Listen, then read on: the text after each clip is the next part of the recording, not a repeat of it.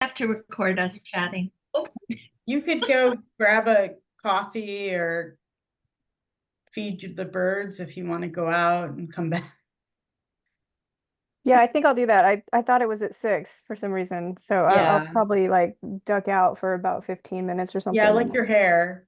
Oh, thanks. Good. Sam, stop recording, please. The recording on? Welcome, everybody. So wonderful to see you. And I hope everyone sticks around for the open mic at the end of the evening. I'd love to introduce the founder of Head for the Hills, Sherri. If you don't know Sherri, which I'm sure all of you do, she has come up with a wonderful illustrated book. Do you want to hold your book up? Oh. And it's I Remember Not Sleeping. Sherri's graphic designer, Sam Rose Preminger, is here, and Sherri's illustrator is here as well. Moises, do you pronounce it Camacho? Camacho. Good. Correct. And I would love to introduce all three of them to you. Sherri Levine's most recent illustrated book of poetry, I Remember Not Sleeping, published by Fernwood Press, is dedicated to those suffering from mental illness. Sherri won the Lewis Cranston Memorial Award and first place in the OPA contest. Her poems have been published in local and national journals. In Sherri Levine's I Remember Not Sleeping, time and space collapse like a star. This poem is good company for anyone who has struggled with mental health, for anyone who has felt alone, for anyone being bounced around in the sea of life, which is to say, it's a poem for all of us. Matthew Dickman, author of Husbandry. Moises Camacho is the illustrator of I Remember Not Sleeping. Moises was born in Mexico City and has lived in California since 2000. His traditional training allows him to create illustrations with classic media, watercolor, acrylic, and oil. Since 2009, he has directed the Orange County Fine Arts Studio, where he creates large format visual projects and murals in the city of Santa Ana, California, where there are more than 17 public projects. Welcome. Sam Rose Preminger, can't pronounce that. They, them, is a trans non-binary Jewish writer and publisher. Head for the Hills has hosted him as well. Having completed an MFA at Pacific University, they now serve as the editor-in-chief of Nailed magazine, co-founder of Lightship Press, and regularly work one-on-one with poets as an editor and advisor. Their debut collection, Cosmological Horizons, was released from Kelsey Books in summer 2022, and a second collection, Our Streets, will be released winter 2022. 24. I've got to edit this. Sorry. They live in Portland, Oregon, where they've acquired too many houseplants. I don't think you can have too many houseplants. Oh, my partner disagrees. Welcome. I'm going to turn over the festivities to Sherri. And Sherri, it's all yours. Okay. Well, thank you, Dale. And thank you so much for being here tonight. It's so good to see all of you and to get your support.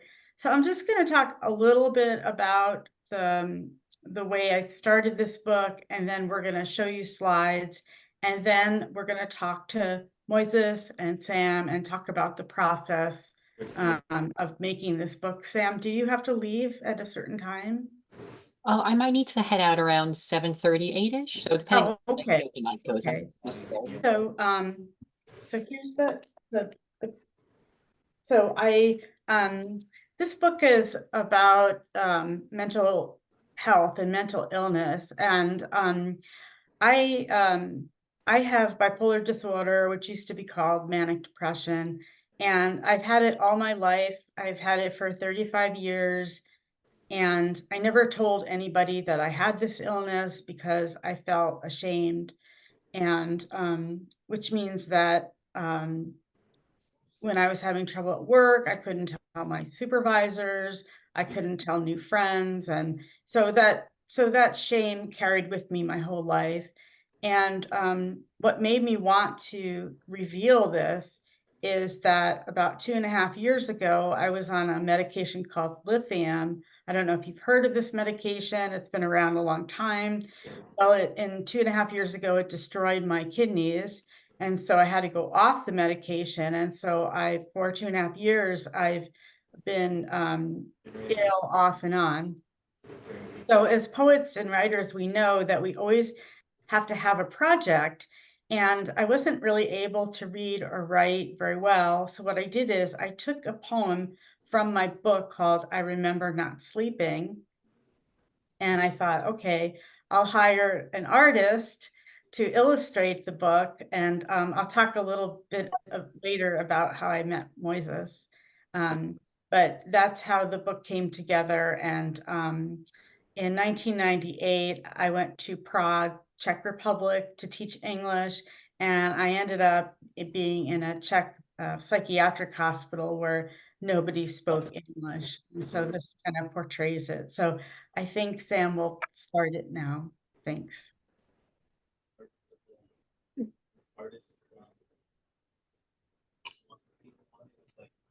Okay. I think somebody needs to mute their, I hear some noise in the background. So, okay, thank you. I remember not sleeping.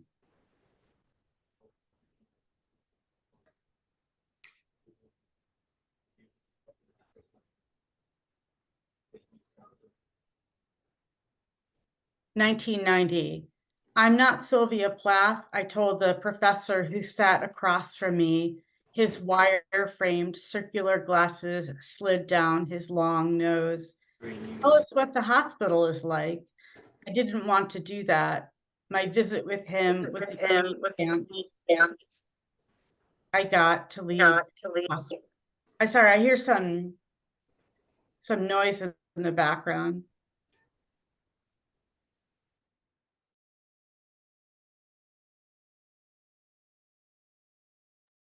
Okay. "Tell us what the hospital is like." I didn't want to do that. My visit with him was the only chance I got to leave the hospital. I am not Sylvia Plath. I am here. I am alive. I remember not sleeping. I remember lying on a squeaky cot in a room full of Czech women, listening to them breathe like lung machines.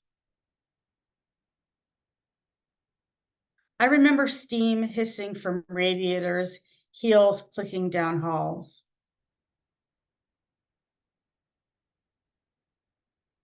I remember on the psychiatric ward thinking that the patients were doctors who were there to save me because I was dying. A flashlight shone in my eyes every 2 hours during the night. A needle poked my arm. Someone always watched me in the shower with the flashlight.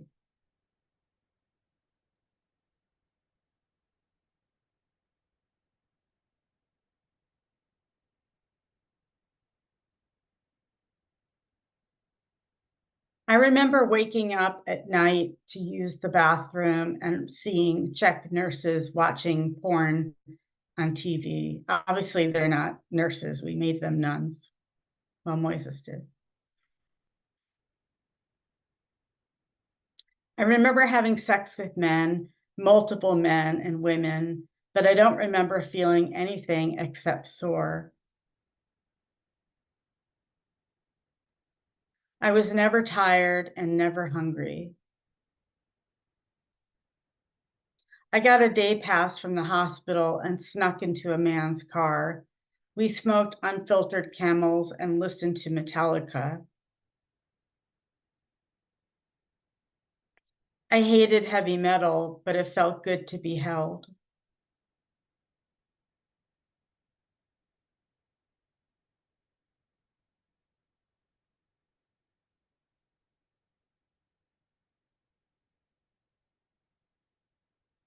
I remember the doctor asking me if I had been breastfed and what it meant to throw stones in glass houses.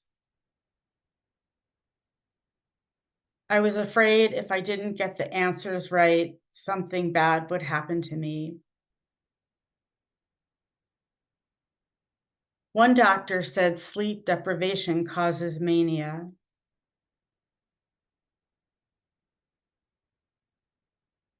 My roommate swallowed a crushed light bulb. I remember the bitter taste of pills I hid under my tongue. I remember how good it was to come home, to stretch my legs across my bed, wrap myself in clean cotton sheets, and listen to the rain.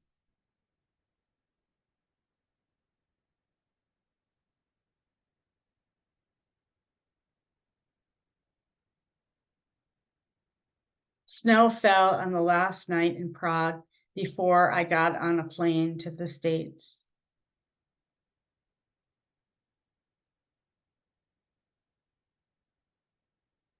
I wasn't sure I would come back, but I wasn't thinking about that. I'd have to be up for 20 hours or more to get home.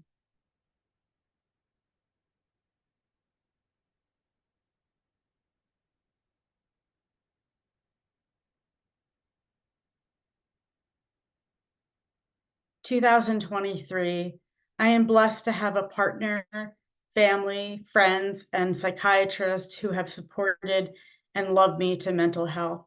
I feel grateful that I've been able to write and teach creative writing, encouraging others to share their work with the world. I am honored to share this book with you.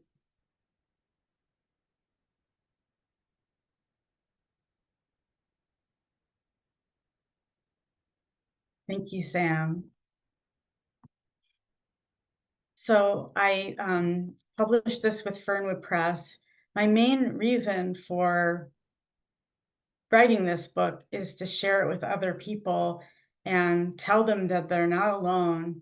And so Elisa is here somewhere. I can't see her, but there she is. She and I are been reading in bookstores and going around and sharing the message about that you're not alone, that there's no shame, and that we are all in this world together. And so it's been taking its toll on us, right, Elisa? And we'll be reading at a bookstore on Friday. So I see that my partner, Bob, is here, and I want to thank him for being with me and helping me with this too. So I think I'd like to start with you, Moises, to talk about how we met and how, you know, it was a while ago, so maybe you have a better memory if you could. And this is Moises, who lives in Santa Ana, and we found each other online. So, and he lives in Santa Ana, which is a town of murals. And so if you could share with us your experience with this. Oh, you're muted. Okay. Okay. Can you hear me? Yes. Yeah, thank you, Sherri. Before I talk to you about the illustrations, I'd like to say something. When I read them for first time the Sherri's poems, I remember the words of Argentinian poet Jorge Luis Borges. He talks a lot about for a poet, it is important to understand the sense of time, so the poet can portray some fragments of the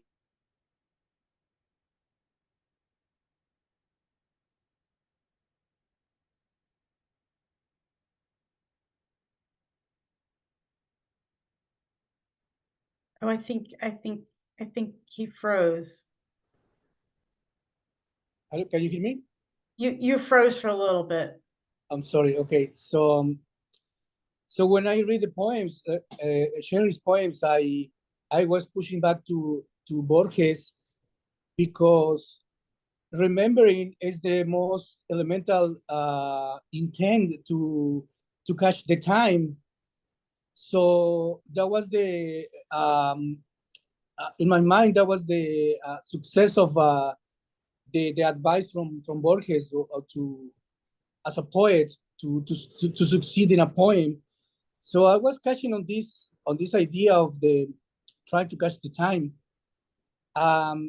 So when I started working with her, I said this is really interesting, because also in a healing process, the first thing that you have to do is recap what is the episode that you have to adjust in your life, and remembering is the most important healing tool that you have in your life.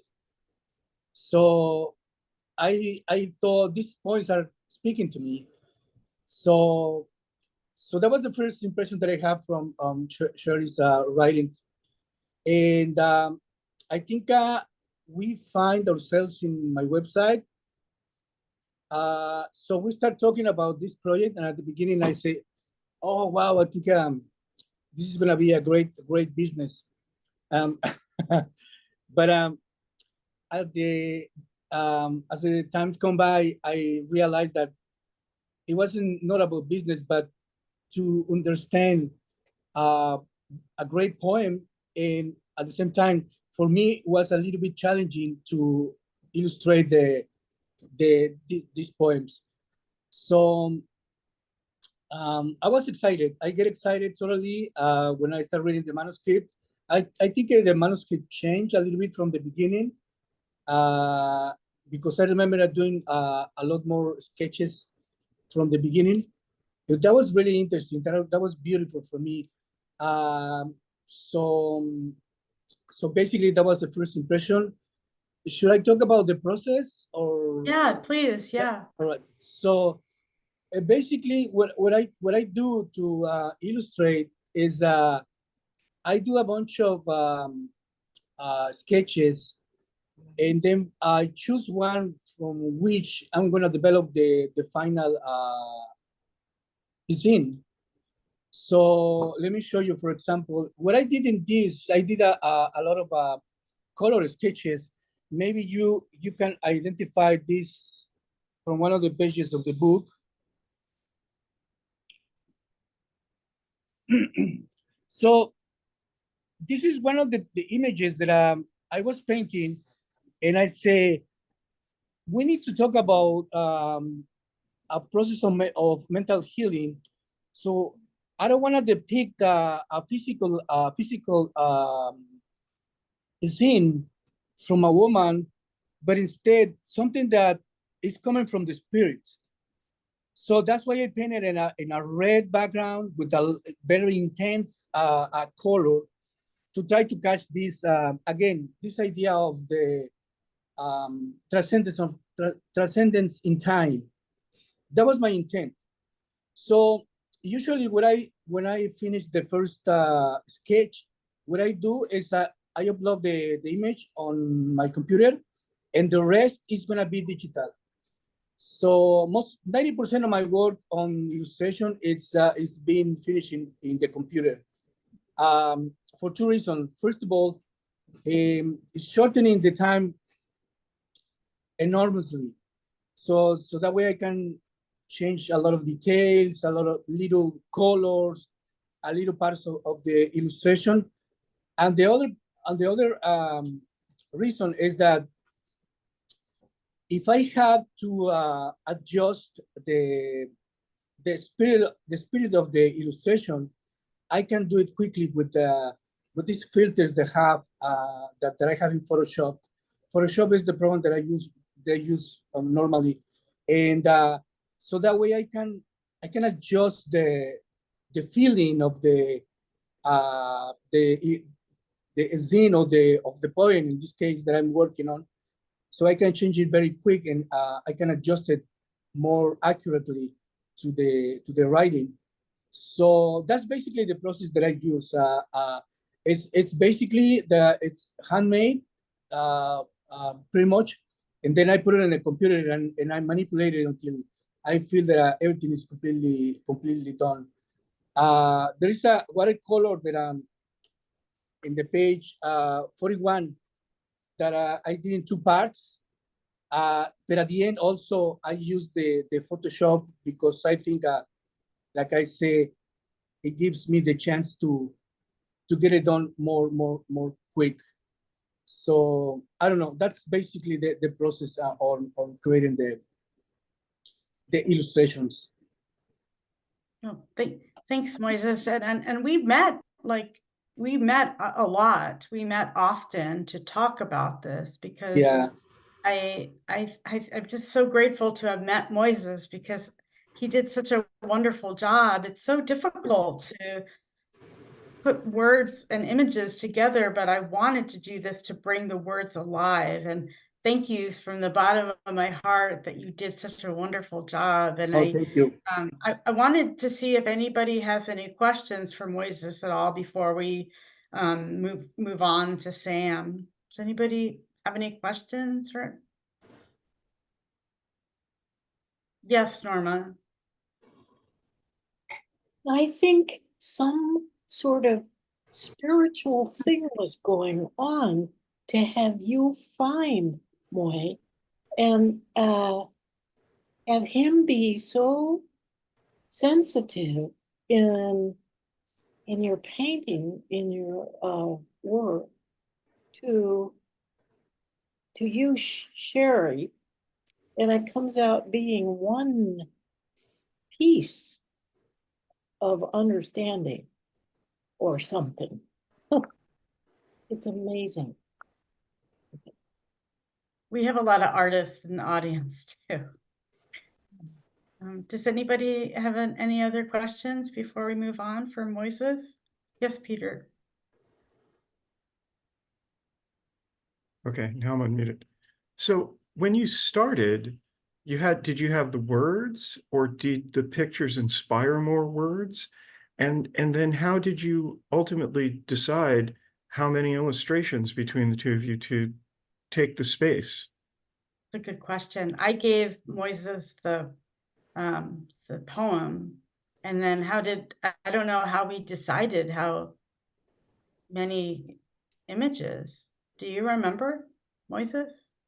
I think I'm not sure if I'm correct, but I think we have you reduced the number of a poem, the phrases in the book, because I remember doing a lot of sketches, more sketches.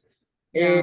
And I think this is a normal process. I mean, we have a bulk of images, and then we were defining, shortening the number of images until we have this.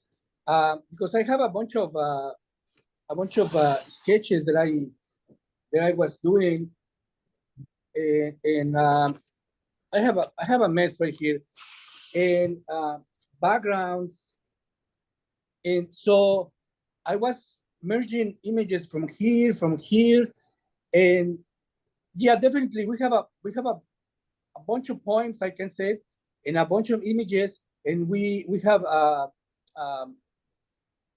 we get through the process to I don't know how to say, to make it shorter until we have the final images. Yeah. And actually, for example, this, I think it was a different background, and you suggest that change it, and I love the way it came up on the cover. So yeah, there was a lot of changes, but basically we have I did a lot of like sketches and um, basic paintings. Thank you. Anne, you have a question? Well, I don't have a question so much as a comment. And one of the things that strikes me, I mean, Sherri, your words and your journey are, I mean, they're just so detailed and so rich and so varying. I mean, there are different things going on. And the illustrations fit with that so well because the illustrations were varied and different. And I don't think, you know, I think that was really powerful because mental health concerns aren't, you know, like look one way or appear one way or, you know, manifest in any one way. You know, we all deal on some level at some time in our life with something.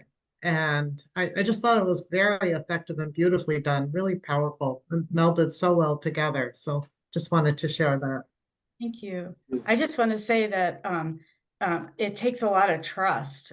This took a lot of trust because I didn't know you, Moises, and we communicated in many various like spiritual ways that you were saying, Norma. Dale, did you have something to say? Yeah, the illustrations are very moving. And I wonder, Moises, if there was one particular image that was especially, that touched you on an emotional level as you were creating it. Oh, definitely. Yeah, there was a few, but to talk about one, this is the one that I was completely emotional. And like I said, when I read this poem in particular, in some of the poems, the words of this Argentinian poet, he talks a lot about the definition of time in poetry. So when I read Sherri's, I was always going back to this writing and I was like, okay, this is exactly what what Borges is saying. We have to transcend the definition of time to understand the poem. And at the same time, you resonate to me because it's the same thing, the same thing when you are healing yourself. You have to transcend the sense of time to understand what is wrong and make the amendments, if I can say it that way. There is no way to heal ourselves if we don't go back on the time. So there's a connection right there with the poem. Thank you. Oh, so wonderful. Well, now I'm going to turn it over to Sam. Sam Rose Preminger has been a really good friend. They've been with me through many readings, but I trusted Sam to put the book together. So can you share what you experienced and what we experienced with the book? Yeah, I'm happy to speak to that a bit. So I'm Sam. I'm a poet and poetry editor here in Portland.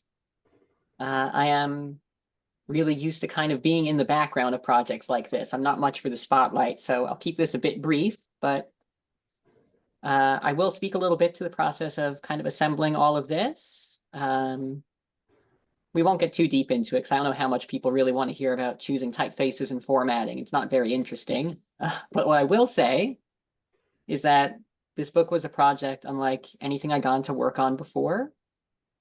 I mean, first of all, unlike other collections I've gone to be an editor on, this project is, of course, just a single poem. And then the inclusion of Moises's artwork made it just a totally different game than I'm used to participating in. Thank you, Peter. As for the actual craft of assembling the book, though, I found I was a little bit baffled at first going into it, but as the process moved forward and I was going back and forth with Sherri on it, it became clear that it was less like writing a novel or editing a narrative and more like kind of crafting a flower arrangement or putting together a mixtape. It was a process of spending time with the tone, the aesthetic qualities, the oral qualities, the acoustic qualities of the work, really for each individual line down to each individual syllable, and then partnering it as best as I could with reciprocal qualities in Moises's artwork, or in some spreads with another line of the poem or a quotation or even just empty space like we saw. So it was serious work, of course. I think in the chat it was called devastating a few comments back. It's a very heavy topic, but there was a sort of a intuitive playfulness to the actual labor of putting it together. And I'm so grateful that I got to have Sherri as a collaborator in that, who was very involved. We were constantly back and forth and going over every page and adjusting everything down to every comma and where every word fell. Between the two of us, I promise there's not any syllable, any punctuation mark, a centimeter of empty space, which was not thought about and talked about repeatedly. And I really think that that intentionality shines through in the final result. It is very purposeful work. It is very wholly felt. And I hope that those efforts from all three of us, from myself and from Moises, and especially from Sherri, are translating now into a really resonant experience for people reading the book. And if it's okay, I'll kind of switch hats for a moment and would love to just talk about my experience, not only as an editor on this, but also just as an appreciator of Sherri's writing. As a reader of the book, I really found that the poetry, especially paired with the artwork, created this really wide and crystal clear window into an experience that I had never known. We've talked about Sherri's experiences with mental illness, and at this point, I don't mind sharing that I have my own history with mental illnesses, which previous to working on this project had always felt very quiet and self-contained and even a bit shameful in my life. But getting to spend so much time with this book really helped me to recognize more of myself and feel less isolated. And I really feel like it expanded my perception about what these hurdles can look like, can sound like, can feel like for different people.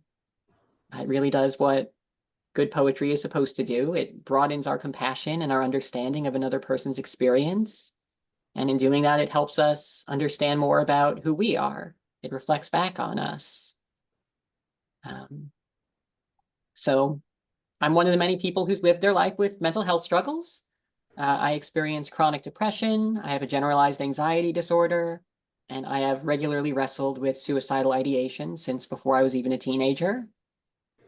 And this is the first group of people I've ever said all of that out loud in front of. And it feels really good to be able to do that. And my ability to do that is in large part thanks to the visibility and destigmatization that is being created by books like I Remember Not Sleeping. So I thank you to Sherri and to Moises for creating this and for creating this atmosphere of courage and of compassion around it. And while I can't really say that I'm grateful for my mental health burdens, they're burdens after all, I can say that I'm no longer afraid of these things so much. And that through poetry like this, and of course, lots of self-work and therapy and all the accompaniment, it's very good to be at a point in life where I'm no longer afraid of these things and I can accept them as parts of myself, and that they're parts of myself alongside a life that's really full of joy and love at this point. They don't detract from that. And even those challenging pieces of us have their silver linings sometimes. So what I'm trying to say here, I think, is just that our mental health struggles, whatever they might be, they don't necessarily define us, but they are a part of us. And being able to accept them and keep accepting them every day, it's an active practice. That process is made so much infinitely safer and easier when people are able to speak out about it aloud and unashamed. So what I'd like to do now, if I could take another minute at most of your time, is share a short poem by a favorite author of mine, Kay Ryan, that I think captures kind of what I'm trying to get at a little more precisely than my own rambling will allow. So this is a poem called Carrying a Ladder by Kay Ryan. We are always really carrying a ladder, but it's invisible We only know something's the matter, something precious crashes. Easy doors prove impassable. Or in the body, there's too much swing or off-center gravity.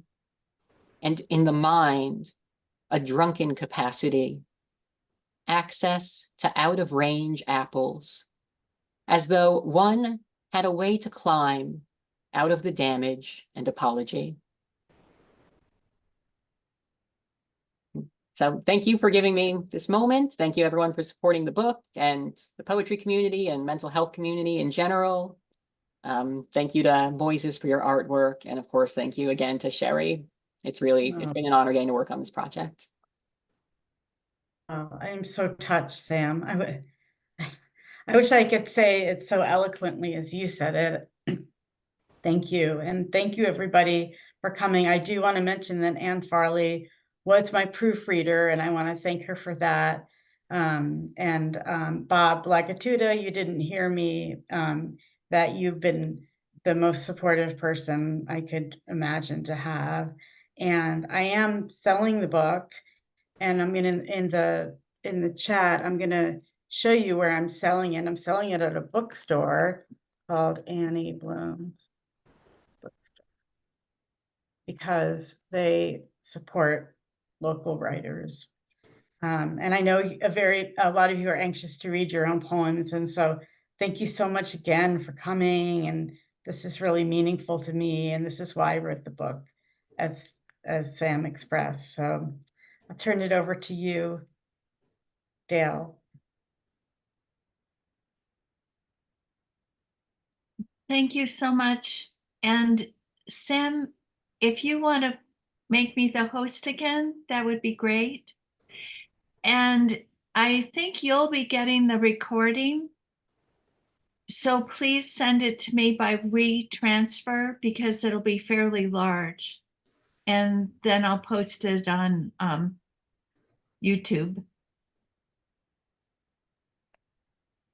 Thank you, Sam. Thank you, Sherri, and thank you, Moises. What a wonderful book, wonderful discussion about the book. It's a lovely piece of work. Thank you so much. I'd love to hear what everybody has brought for us to hear. Your poetry is very important to me. I can't wait to hear what everybody has to say. If you want to read your poem, there's a hand that you can, in the reactions, you raise your hand, and I will say it's your turn to read. And even if you don't raise your hand, I'll make you read. Peter, you look like you're the first one to respond.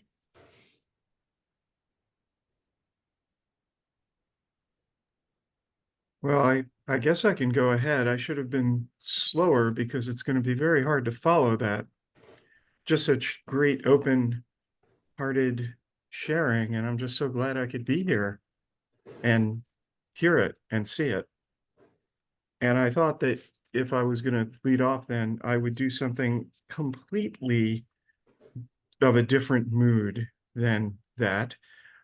This is a poem I wrote because my 66th birthday is coming up, and I'm getting to the point where, I want things to turn out in my art the way I wanted them, because they didn't always work out in life. And this is called 66th Birthday. Since I could first hoist a basketball, I prepared for this day. Practiced dribbling between and under legs, shooting with either hand through uncountable pickup games in concrete schoolyards, coached boys basketball, played YMCA senior leagues, reached double six December 20, when the New York Knicks will sign me to a 10-day contract in time for Christmas matchup against the Celtics. Boston Garden, arena full of howling fans hurling insults, an ocean of sound drowns out thud of ball hitting parquet floor. Sure, I'm just 5'8", 160 pounds, small mammalian ancestor roaming amongst Jurassic giants. but I have years more experience. Didn't join the team to sit on the bench. I started guard. Celtics ignore me, doubling our center until I throw shot after three-point shot through the hoop. Slow as I am, it seems the other team is slower. The basket big as the Grand Canyon. After I score 20 first quarter points, Celtics sent Jason Tatum, 6'8", 210 pounds, to guard me. I pull every schoolyard trick, reverse layup, backdoor cuts, pick and roll, switch shooting hands in the air. Teammates and I play on a higher plane. Passes whiz through air, arrive just as we get to our spot. I make baskets from 10 feet behind the three-point line. On defense, my height's a disadvantage. Despite my 64 points, we're tied at 104, 20 seconds left in the fourth quarter. Get the ball at midcourt and dribble slowly, killing clock. I wave off my center, who comes over to set a pick. The basket calls to me. Can't hear crowds screaming or trash talk from the chiseled athlete 2 feet in front of me. I fake left, right, left again, then go left as my defender, astonished, falls to the floor. Clock counts down to 5. Celtics swarm toward me. I elevate to maximum vertical leap, 3 3/8 inches off the floor. Let ball fly over a forest of hands toward garden rafters and down through basket, nothing but net. We win, 66 on my 66th. Next day, I retire. Nothing left to prove, and just in time.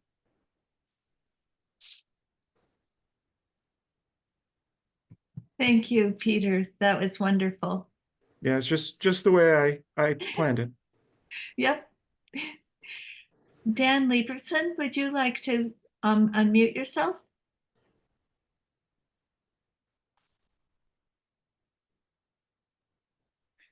I think I'm unmuted.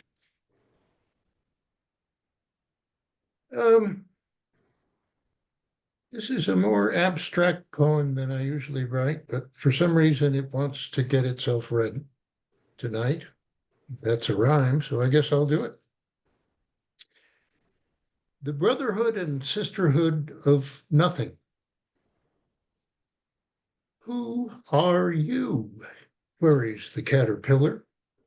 The big question we can't even ask until we stop striving long enough to wonder who we are.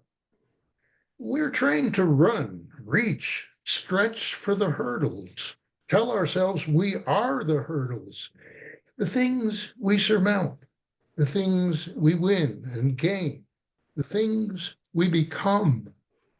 But really, is who we are what we do? If I practice law, am I a lawyer? If medicine, a doctor? If crime, a criminal? If love, a lover? Hate, a hater? But what if I do nothing at all? Am I then a nothing? Are we all nothings among nothings? And doesn't that explain everything? Yet we're terrified of our nothingness. We fear its death, though really it's life. So we desperately need to be something, or at least call ourselves something that we can believe we are. Democrats, Republicans, believers, atheists, anything, so we needn't fear we're nothing. There it is, the truth at last, the one the Buddha showed us, and the caterpillar puffing on his hookah. If we stop striving, we are nothing. We simply are awarenesses, equal in essence, whatever externals accrue: money, power, beauty, status, health, illness, strength, weakness, all irrelevant. Who are you? Is the question none of us can answer, but the one we should all ask. the one that frightens us beyond all others, because there is no answer. This question, more powerful than prayer, we ought to ask again and again until we know we are altogether nothing. Peace on earth will follow.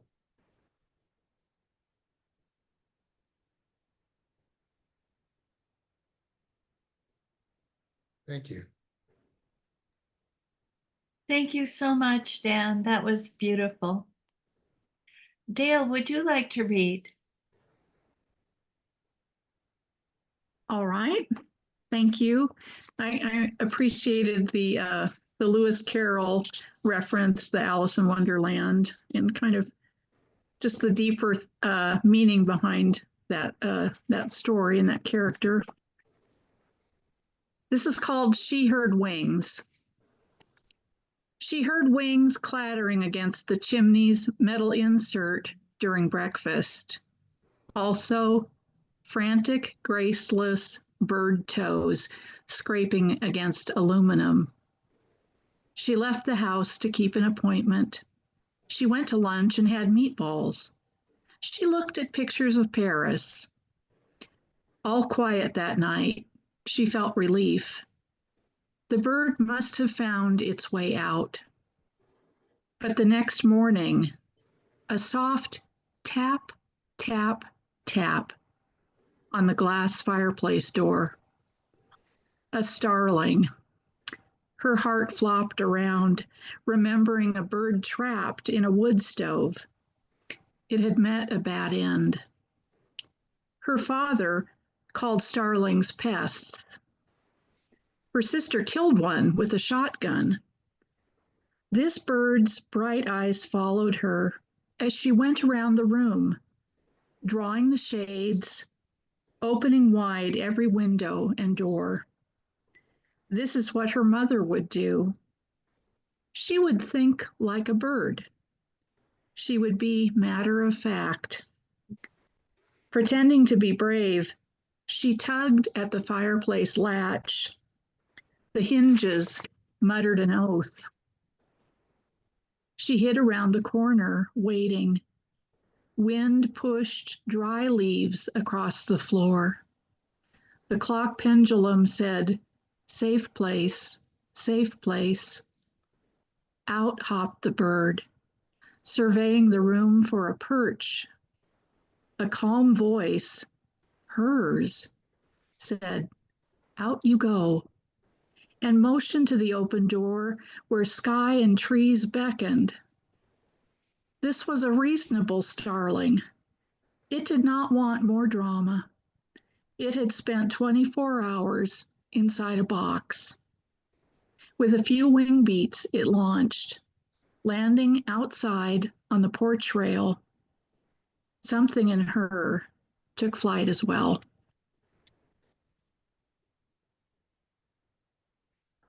Thank you. What a lovely poem. Thank you so much. I'm right there with that starling. I feel like I've been released. Thank you, Dale.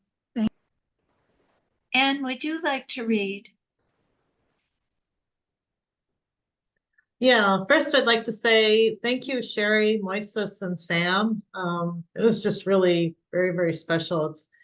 I know Sherri, it's a good friend. I've met you, Sam, a few times. Moises, I've just seen all your art. And so it's a delight to, see you in person in a little box on a screen, but it's great to see you and get to hear your words and see more of your art. So thank you so much for that. It's really very neat. And what I do for my mental health is I walk my German Shepherd every morning, very early in the dark in the park. And I'm working on a series of poems from that. This poem does not actually involve the dog. And it's called Everything is Beautiful. The pond by the back corner of the park is nothing much, a catch basin for rain and drainage creek runoff. By early August, it's a sunken smudge of mud, littered with the detritus of last spring's wild iris. Bent stalks brown and brittle, the tired, twisted leaves of the willow tree. Slow, stagnant rot, hardly worth a glance. This is how we are, quick to discount the unappealing, the almost ugly. But every morning for 2 weeks, a great blue heron stands in the muck in silent hunt, waits and watches, feeds on anything that moves. Wood frogs, yellow-spotted and blue-spotted salamanders, garter snakes, flashing stripes of yellow and orange. When the rains return, the heron vanishes, leaving the now full pond shimmery in early morning pink light. Thank you.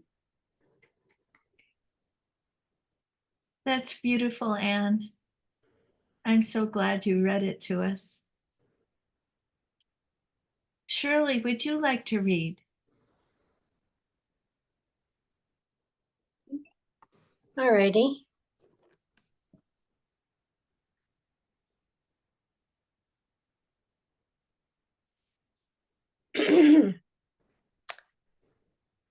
This is on the subject of death. Death. Why would anyone try to fight it? Just close your eyes like sleeping.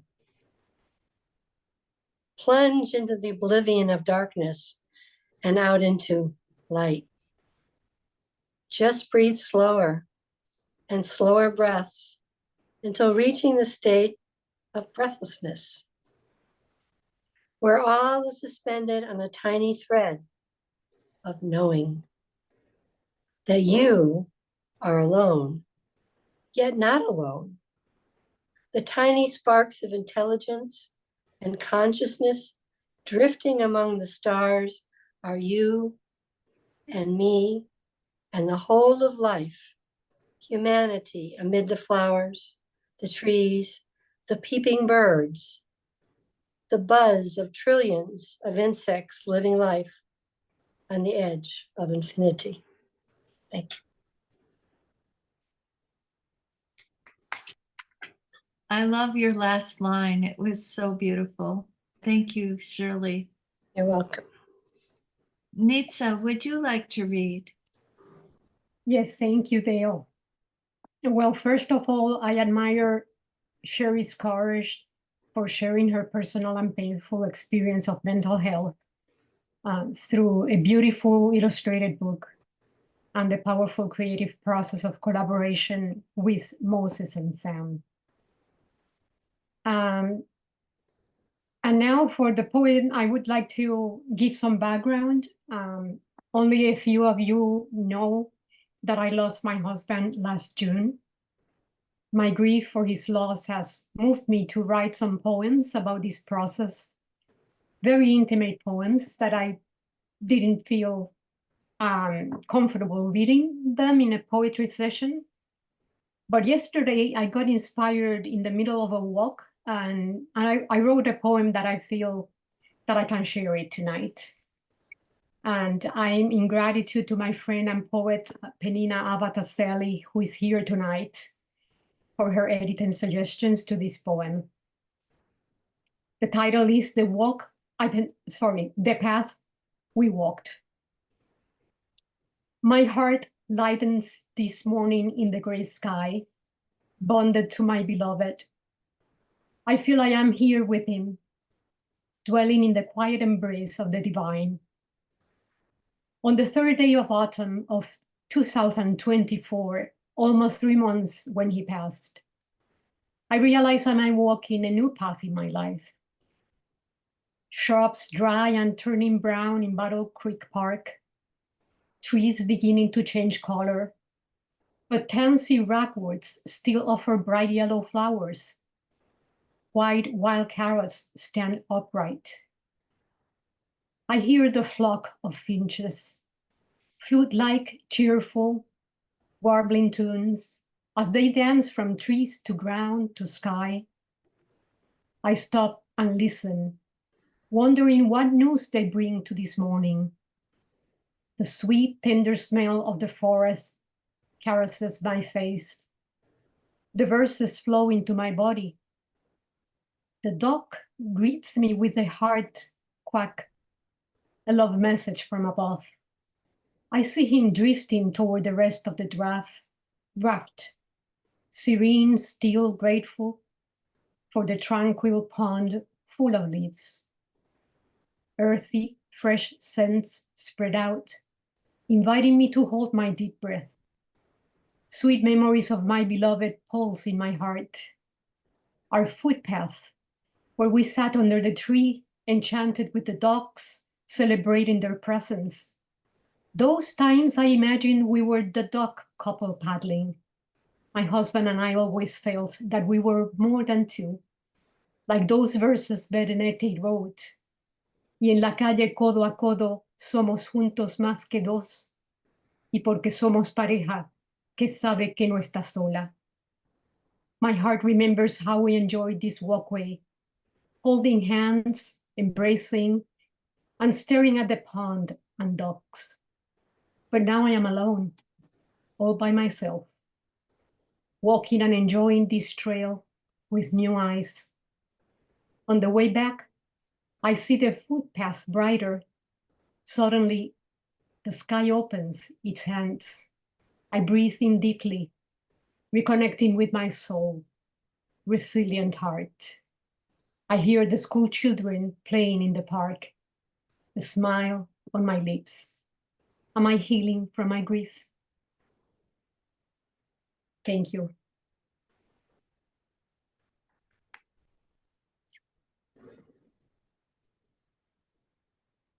So beautiful, Nitsa. I think you're healing through poetry.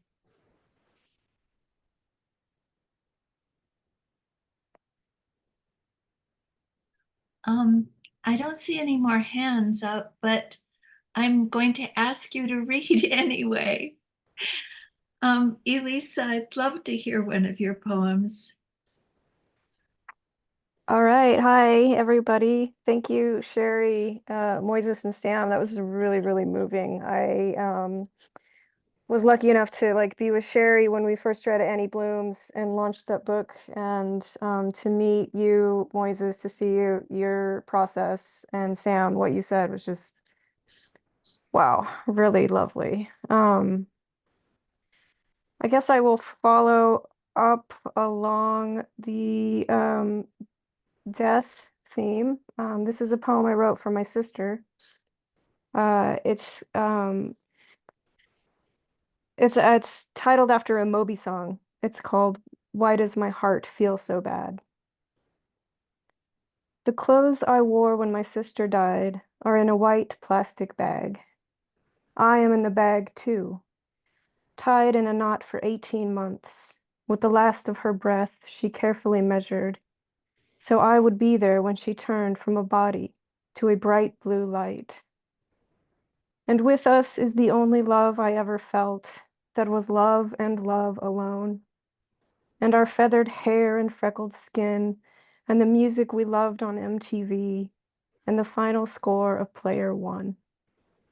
In a bag, on a shelf, in the closet of a beautiful house, everything we ever were and will be to each other, there in the dark. And outside it is raining or about to rain. An engine breaks a blind curve, and the road is winding the whole way home. Thank you.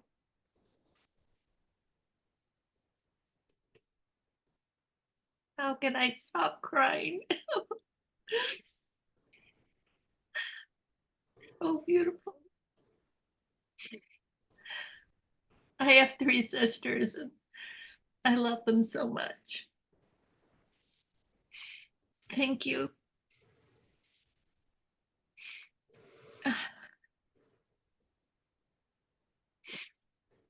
Sam, would you like to read one of your poems? You read somebody else's, but I'd love to hear one of yours. Sure. Oh, okay. I will read something less sad. I will try. Okay, this is a new piece I'm actively working on right now that I could use an audience for. Was writing after I just learned about there's flying squid. I don't know if other people know about this. I was shocked. I love squid. I think they're awesome. No one ever told me there's a variety of them that can fly, at least temporarily. So I want to write a poem about it. And it came out as an Ars Poetica. So this is Ars Poetica with Japanese flying squid. You'd think it would be easy, writing a poem about these flying squid. Something so spectacularly strange, erupting from another world. Only, it's not another world. It's our world. And how lucky we are to be in it. But who hasn't heard that already? The flying squid have been observed in the air up to 100 feet over the open ocean. Bodies like fairies or space invaders, or if you squint, a bit like a fatherly face with a big bushy mustache. Their wing fins ephemeral, propelled by organic jets and only launched when escaping from predators. Marlin, dolphin, humans, because obviously, here we go again, always devouring the magic. Watch us make this species disappear, this ecosystem disappear, our planet. But really, how do we end up here? Let's get back to the squid. Neon and cobalt colored, silky like tofu and elegant, svelte. Though seldom documented, it is undeniable. We are sharing our world with the otherworldly. And someplace else on the planet, right now, right this moment, a pen propels up through the empty page of the ocean and flies, if only for a moment.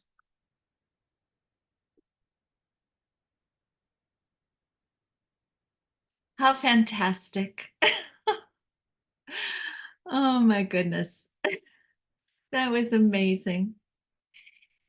Norma, would you like to read a poem? Oh, Moises, would you like to read? Unmute yourself, Moises. I was just saying bye. Oh, you're saying goodbye. Moises, it's so wonderful to meet you. Thank you so much. Likewise. Thank you so much, you guys. Thank you. Norma, would you like to read a poem? I wouldn't like to read a poem because I'm so full of what I've heard tonight and feeling all sorts of things. And I have a poem here. I don't know what it's going to say because I haven't read it for a long time. And so, do I want to do this? What an evening. Thank you so much, everybody, and Dale and Sherri for bringing poetry into my life over the years. I think that's all I want to say. Thank you, Norma. I would love to hear you read, Panina. I also feel very full and very honored and to hear all these stories, and I'm just very grateful right now. But I will read a poem close to Sam Rose's poem about the flying squid. This is about ravens, and it's called Ravenkind.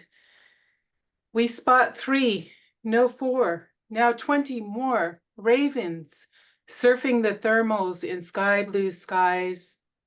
Raven trickster, raven rhapsody, raven rapport, raven messenger of pleasure.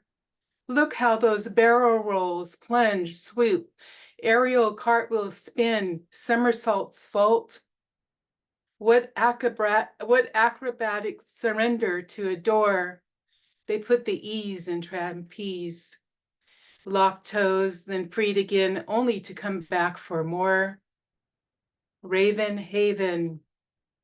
a raven rambunctiousness, a raven confidence knows no bounds, a raven kind, so black, so precise, so true.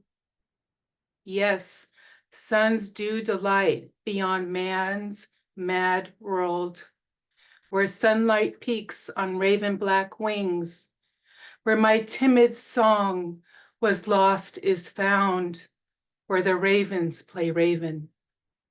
That's it.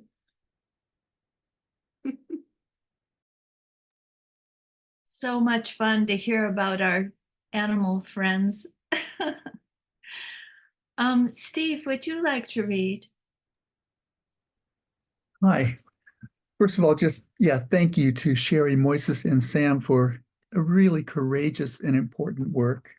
And like I think everyone here, I'm so grateful for sharing your voices.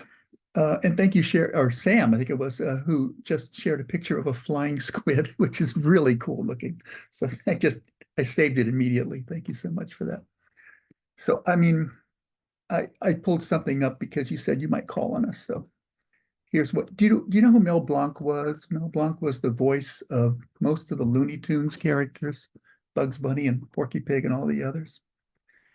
Well, he's buried in Hollywood, and his tombstone says, "That's all, folks." So that's the epigraph to this poem called Late Show. I was tardy at my birth and through my years, so I will show up late to my waking if I make it at all. Tell virtue and vice thanks for the shadow boxing. It was a great match, round after round, no knockouts. If you see the child of sweetness and light, kiss him once for me on that young boy's tender cheek. Tell him I carried him as far as I could before I lost him to the weights and ways of adulteration. Tell wisdom I tried, or tried to try, or almost tried. Tell Eros I'm beholden for her songs, even when the arrows stung or pierced my heart with self-regard.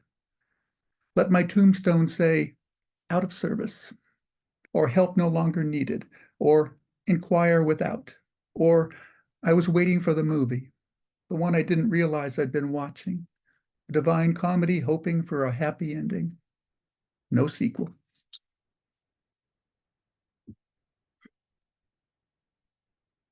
That's all, folks. That's all, folks. Thank you so much, Steve. I'd like to read something that's kind of halfway between a love poem and a squid. When I think of you, everything is ocean. The way you flow over me when winds rise and howl. I remain calm in your still depths. My coral reef thrives, gently rocking in your current. Spectral and wild, emerald to azure, the ripples on your seafloor, star-studded as the sky far above us. When I am not with you, I am awash with longing, surprised for a moment, strangely light. How I miss the shiver of delight in your embrace, or when we swim into uncharted reaches. How I suffer a touch of uncertainty, but never violation, and instantly begin to imagine my body on some foreign rocky shore, wondering why I have washed up there. I will be your whale and your minnow, your sea cucumber and your giant squid, my arms kelp-like, swishing to your tempo, hidden within myself, grateful for your salt, your confluence of all the world's rivers, thankful for your love, rising like bubbles from your deep places to live giddily in my body. I chose you who swept me from the harbor where I was yet unformed, even though you might have been possessed by a previous lover who drifted to someone else, a lover foolish and mistaken, who couldn't imagine how the enormity of your love could satisfy her.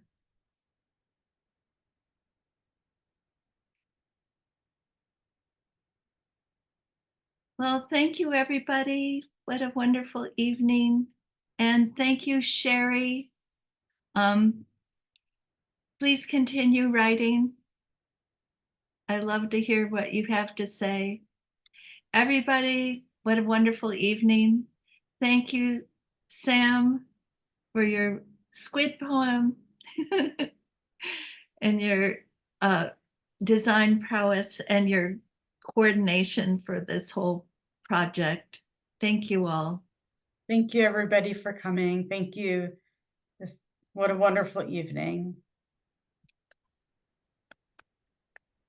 Thank you, Sherri. It's just great to share, and it's just so great to be back with you folks when I can. Yes, thank you for coming, Peter. For coming, Peter. It's beautiful work, everybody. And I'm going to look up some squid pictures for next time. I love those squids. Yeah. Oh. Bye-bye. Thank you. Buenas noches. Buenas noches. Thank you all.